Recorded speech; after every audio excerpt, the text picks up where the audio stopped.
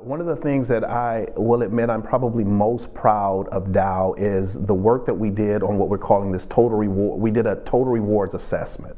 And this was really trying to best optimize our total rewards programs for our employees. This was not about cost reduction, but it was more about doing a couple of things. Let's make sure we're market competitive with our programs, and let's make sure we have the voice of our employees. And so this was a full-scale executive-sponsored approach to our total rewards programs, where we benchmark all of our pay practices, our compensation, our benefit programs, our well-being programs, and we polled our employers globally. What do you care about? What's important to you? And we used that to inform how we adjusted our programs. And the one thing that we underscored, where we said we wanted to be, globally consistent with our programs, right? We didn't want any have or have-nots depending on location where legally we were able to, but we wanted to be locally relevant. So we knew that there are some things in certain regions or areas that were more prevalent. So we wanted to be conscious of that. And again, we wanted to hear what our employees wanted. And so through that survey, it gave us really our focus areas. And a couple things that we did there. One other point I'd make is we intentionally said we wanted to lead in our inclusive benefit offering. So we want to be at market, we want to be competitive, but where we find the right opportunity, let's lead on inclusive benefits.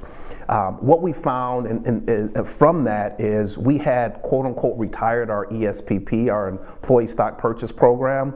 That without question was something that our employees said, we want you to bring that back. And we did.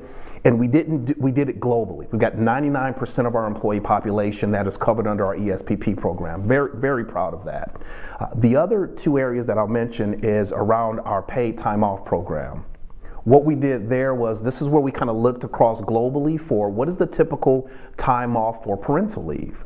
And so what we did was we globally rolled out 16 weeks of paid time off for both our male, female employees. So that's maternity leave, paternity leave, whether you're adoptive as well. So we made sure we had a consistent level there as it relates to that time off. And then we also gave 12 hours across the board of volunteer time off. And this includes not only those that are in corporate offices or our white collar workers who have a bit more of a flexibility to do that, but it also includes our line or our site workers as well, where they have 12 hours to volunteer and work on programs or in the community where they best see fit. And the last thing that I'll mention that we did, which has been really a hit for us over the last couple of years, is we launched a platform for a well-being program, where we worked with a third party to introduce this well-being portal where individuals can go on and they can, the degree to which they're comfortable, they can input information about their current state. How well do I sleep? How are my eating habits? Do I want to improve them? And they can set challenges with themselves. They can earn points, use those points to make purchases. And what I've found out is we have a very competitive employee group. So they've got challenges and step challenges and things like that are really helping address that how are you helping me with my well-being? So this total rewards assessment was a fantastic program or initiative that we had, and it's really resonated well with our entire employee population. We started this total rewards assessment in 2019, 2020. It was the initial market data gathering and assessing and surveying our employee population.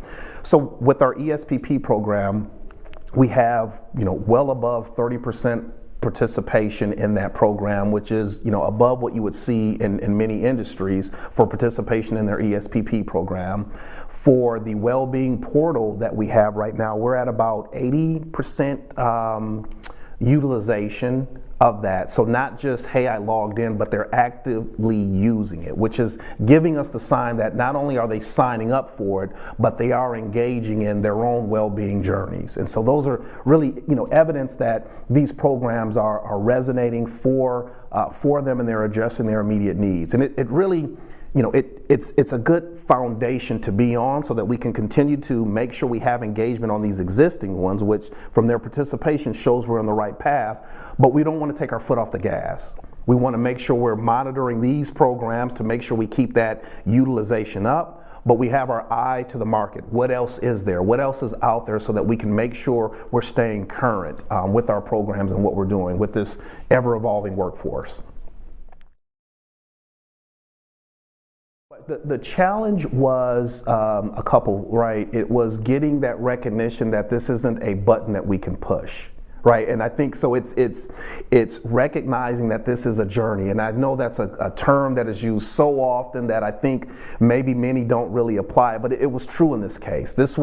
We had to catch up to where market was, and then we had to exceed where we wanted to, and where we wanted to make sure we were leading. So it was the challenge was recognizing the fact that this was going to take time to get there. I think the other challenge which we overcame was making sure we had engagement and support. Oftentimes, in some experiences, there's a disconnect between programs that are being rolled out where leaders or others are getting the email at the same time employees are getting them, or you roll a program out and you're like, that doesn't work in this geography. That doesn't work in this particular location. And so we got in front of that. We formed a total rewards steering team, which was a representative group of leaders in our various functions as well as our various geographies. And we met on a monthly basis to update them on outcomes of the surveys, outcomes of the market data that was being gathered, and provided them with here's what we're recommending, got their feedback, adjusted as needed. And so when it came time to launch these programs, I mean, we were all locked arm from a leadership perspective because they had awareness and complete buy-in. And I think without question,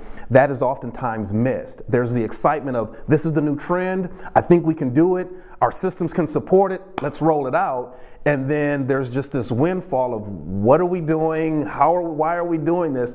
We jumped in front of that by really bringing this group together on a monthly basis to update them on what we were rolling out, what we were communicating, and when.